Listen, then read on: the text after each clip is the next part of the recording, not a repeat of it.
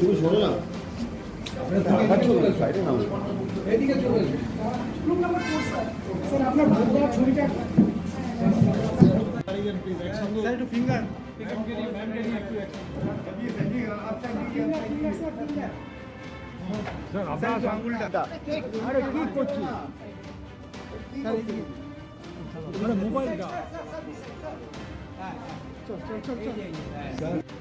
আমি হাঁটতে পারতাম না, আমার হাঁটু বেঁকে গেছিলো।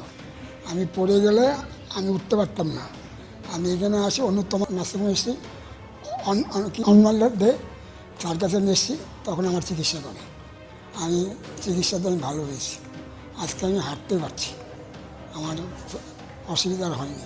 উনি 15 দিন আগে আমার কাছে এসেছিলেন, দুটো পাই একবারেই বেঁকে গিয়েছিল, যাকে আমরা ফিক্সড ফ্লেক্সন ডিফর্মিটি বলি। উনি হাঁটতেও পারছিলেন না, তো আমরা দুটো হাঁটুই ওনার প্রতিস্থাপন করি এবং স্বাস্থ্যসাথী কার্ডের মাধ্যমেই হয়।